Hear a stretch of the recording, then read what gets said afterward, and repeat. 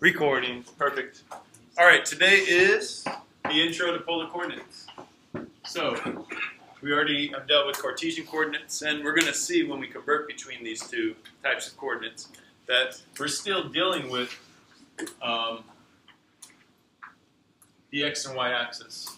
We're going to look at polar coordinates through the scope of the unit circle first when we go to graph. But when we go to convert, I want you to notice that this point, if I had this point, and you don't quite know to graph that yet, but if I was graphing this for the polar coordinates, it would have the point here, but that is also corresponding to a point within a Cartesian coordinate system, just a regular rectangular. Okay, so that's the last step that we have to do. And by the time we get there, I think you'll see it's pretty straightforward how it works out. So we already worked out in the warm-up that plotting polar coordinates is pretty straightforward. You set up your polar plane. Okay. The point R, theta. I don't like those thetas. All right, R theta. R is the radius. Theta is angle from the initial side. So essentially, any of these concentric circles are created by a radius of 1, rotating, radius of 2, 3, and 4. It could go out. I don't mind if you're doing some work, like if we're doing some of this work here, and this could be a radius of 4, and I would note that this is at, that would be 4 pi over 4 maybe. Okay. So shorthand, it's okay to do that. You don't have to create a polar plane with all the concentric circles, especially if the radius is like 85. Don't do that. You would need a big old piece of butcher paper. I don't even know. We're not going to do that. But I want you to go ahead and, on this one down here, just go ahead and sketch one out. Make a polar grid. Let's go ahead and do 2 pi over 2. So this is my R, this is my theta. So pretty much, we're always going with theta just like we've been doing. We go from the initial side. We go from the initial side and we rotate it. Just like we find theta in a unit circle. Difference is we have a different radius than the unit circle. It's 2. So where do we find that? Thank you. Oh, wait, can we write on this? You can. Those are yours. You may need to use it for the homework. I think the homework has 6 problems. So your choice how you want to use them. If you already wrote on it, I have a couple extra. You can take a picture of it, and well, that won't help you at all. You take a picture of it though. Is this pretty quick? These are pretty quick to plot. I don't have to wait too long for this, right? So if I look at this, what's my radius? 2. Pi over 2. We're going to start at the initial side. Tell me when to stop. Stop. Pi over 2, 90 degrees. So we're going to go up 1, 2. And that is the point. Okay. It's not an actual radius. It's not a line segment. We're actually finding that point. Okay, we're finding the point. All right. So far, we already know how to graph positive thetas. So this was a positive theta of pi over 2. To prep for the next one, I want you to talk with your neighbor and tell me, what if we had to plot negative pi over 2? How could we figure out negative pi over 2 real quick, because it's going to be straightforward for a lot of you.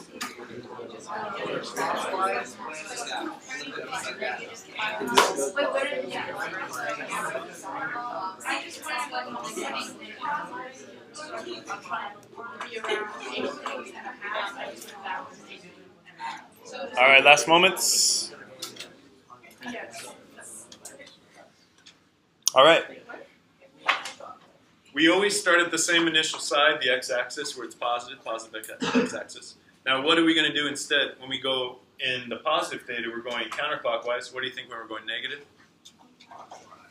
Clockwise. So we're going to go down to here. And if it was 2 negative pi over 2, I would end up with that down there. Okay. So this is 2 negative pi over 2. Okay. Now, if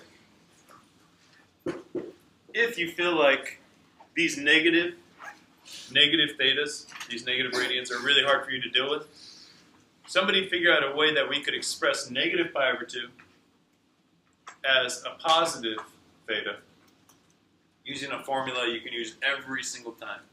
What do you think? Talk to the neighbor about that. So I want you to convert this negative pi over 2 into a positive, not just deductively, not just seeing it. I know it's that. I know it's that too. But what is the formula we can create? Real simple formula to find what the positive angle would be equivalent to.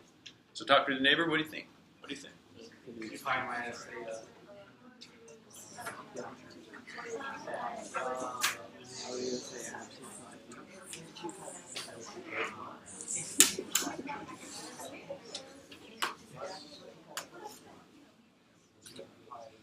All right.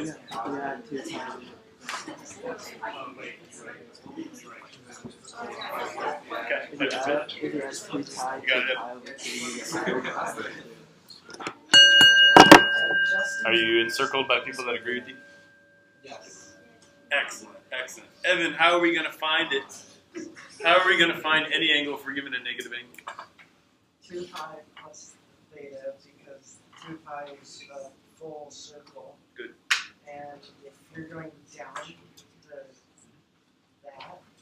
the orange one, Sure. Negative theta? then it's already is subtracting it from the total, so it shouldn't be 2 pi minus theta. It should be plus, because the negative sign is dropping it down. Good. Okay, perfect. The one part I really like what you said was all the way around is 2 pi, right? To go around is 2 pi. So if I'm going the other direction, adding a negative angle here would essentially be cutting into that full rotation. So really we're adding to it a negative pi over 2, which is 2 pi minus pi over 2. So 2 pi minus pi over 2. You could convert it if you want, 4 over 2. So it's 3 pi over 2. And we kind of knew that from the look. That's an ugly pi in there, but you guys get it. We knew that from like the location, right?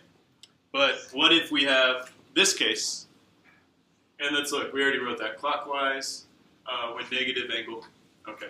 So we already know that. I want you to graph 4 negative pi over 3 now. And I want you to also tell me what the positive angle equivalent is, just in case that's a tool you want to use. Let's see, and the positive theta is... All right, so working together on this, or... what's the other option? Just telling your neighbors.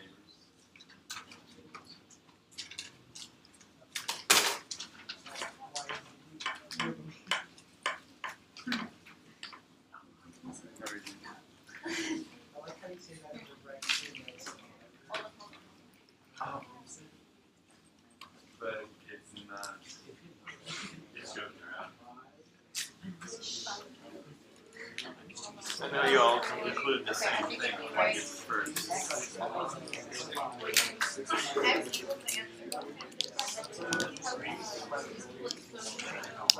Okay. Good clarifying going on. Go ahead and finish up the clarifying. Good. All right. Now we're good. Okay. All right. Let's see. What's my radius for this polar coordinate? Radius? 4. And this is my theta. Good. It is a negative theta, so I'm starting at my initial side. And what should I do? What do you think?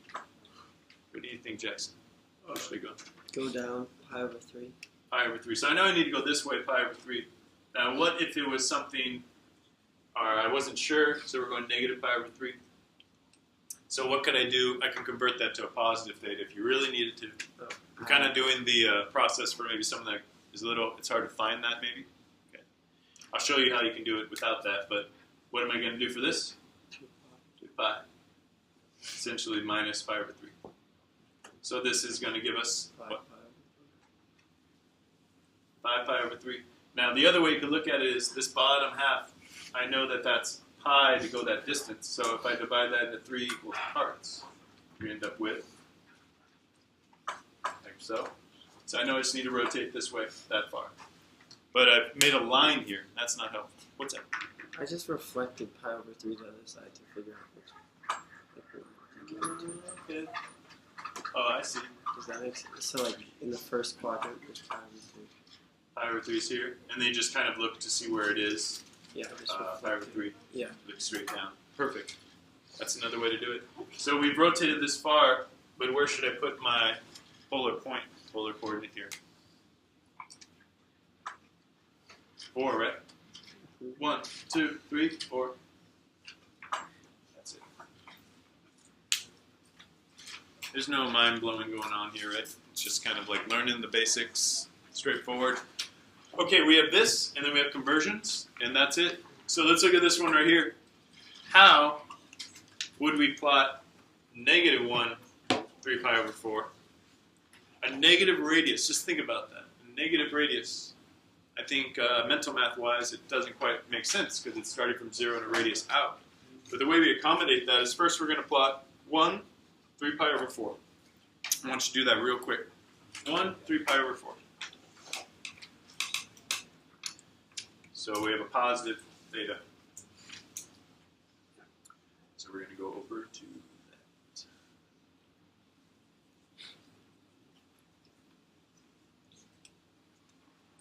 To that theta opening on our initial side.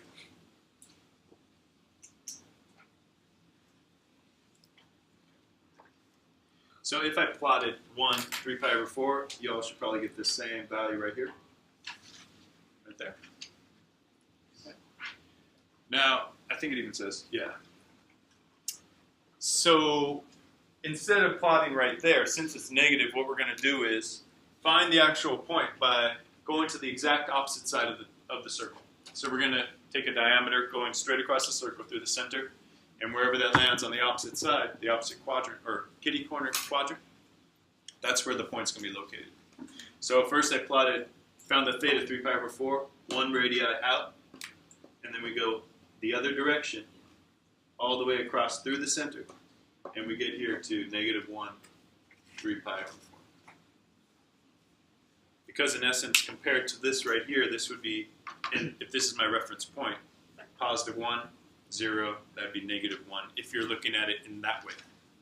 That's not a fully complete way to look at it, but you can kind of see that as like as a way to just look at negative radii. All right, so far so good. We got 4 examples down, 4 to 5, 80% done. Thumbs up, sideways down, good, looks good. Okay. This last bit, again, is converting between polar to Cartesian. So Cartesian isn't, it's just a fancy word for, our regular coordinate grid. Also rectangular, polar to rectangular is used sometimes. Euclidean, that's another, well, that's a type of geometry, but it's focused on these Cartesian coordinates, where lines do not intersect if they're parallel. That's all one big idea. We're just going between them now, going between polar and our Cartesians. Okay. So this is basically the situation we have. We have a radius, we have the x along the x-axis, and the y, the vertical movement there. So how would I express with trigonometry? How would we solve for x? So first you might look and say, if I know theta, or actually don't know any of this, but given theta, what would the value for x be? Think about the right triangle. Think about SOHCAHTOA. SOHCAHTOA might be an 8 right here. SOHCAHTOA.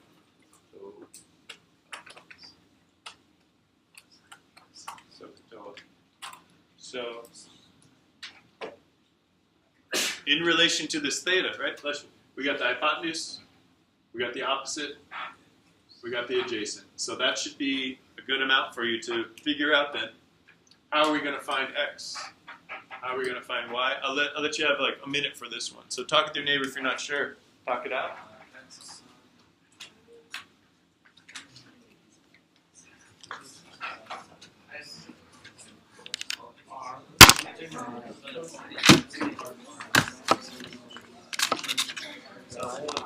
What do you guys think? Let's see.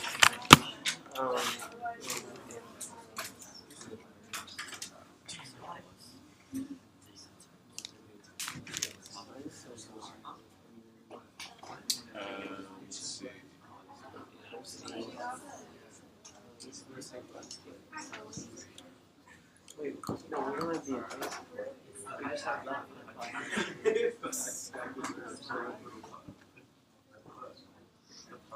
How do we find X?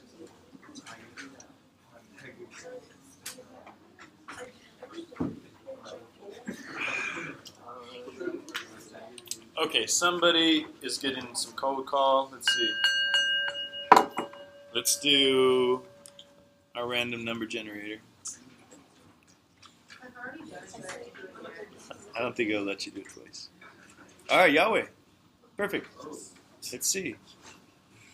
So, help us out. What was your idea with finding X? Got an idea for that one? Okay, so use the adjacent over the hypotenuse. Very good. So let's say, let's just put it up here to start. So cosine of theta is equal to, what is the adjacent side to my theta? Adjacent x over r. So then if we solve for r, what's the last step to solve for r? Multiply by? If we multiply by r on both sides, we essentially solve for the x value of r cosine x.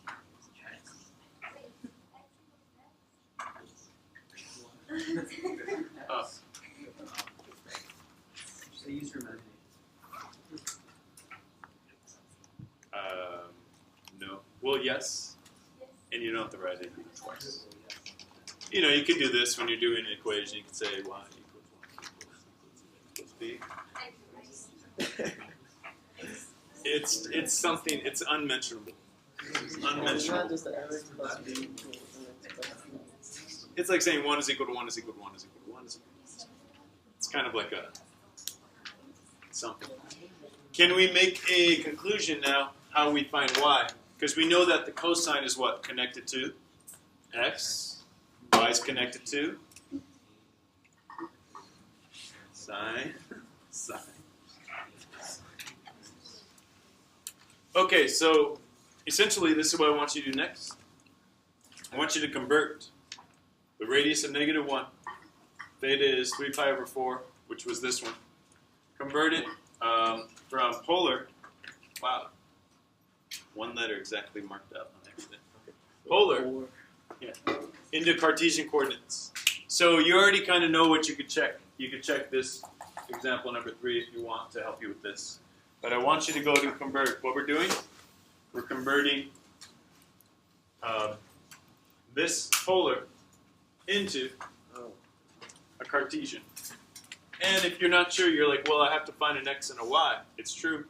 So what are we gonna work out to find x? R cosine theta. R sine theta. All right, go ahead and work that out. Last thing.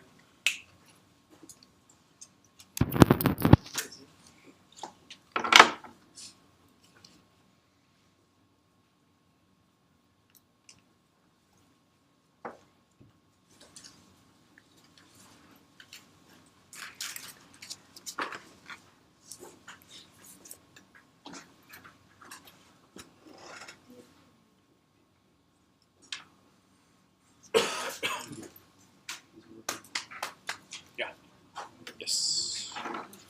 All right. Yeah. What's the tangent from this? Not 3 is 1. Oh, we're gonna hit that next week, Oh, okay. but we're gonna do more than just tangent one day.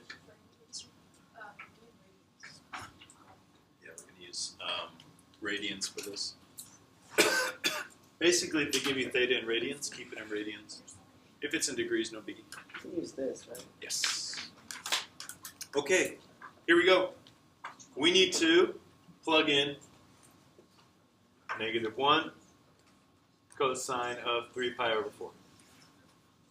What do we get with that? -1 cosine 3 pi over 4. Still working? Get your calculators. Do cosine 3 pi over 4 times -1. And we get, what do we get? Confused what we're doing? Say again? Let's try to get an exact answer So look on your unit circle. Cosine is always the x value, so go to 3 pi over 4. And what's there as far as our x value there?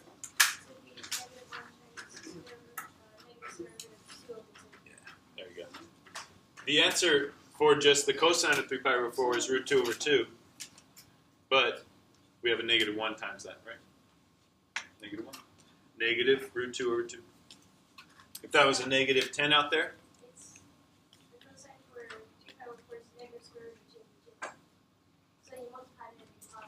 oh, you said it was negative. Yes, positive makes sense. Misheard you. To clarify for those that missed it, the cosine of 3 pi over 4 is negative root 2 over 2. But we apply that negative out there, and we end up with the positive. I thought you were going right towards the answer. I see what you did. Perfect. Thanks for clarifying. Somebody help me with the next one here. We're going to go negative 1 sine 3 pi over 4. Negative root 2 over 2. So negative root 2 over 2 all together. Oh, after the negative 1. Let me see. Yeah, that gets us where we need to be. So sine of 3 pi over 4 is out here. It's positive, but then ends up being negative. Yeah. So what quadrant is this in, guys? What quadrant? Quadrant 4. That's the way I want you to check yourself. You know that we're in quadrant 4 just based on the polar in relation to the center. This is quadrant 4 as well, so I know that it works together. All right, so that's all we have to get through today. I'm going to pause the video, but I want to ask you some questions about people at home are like, about what?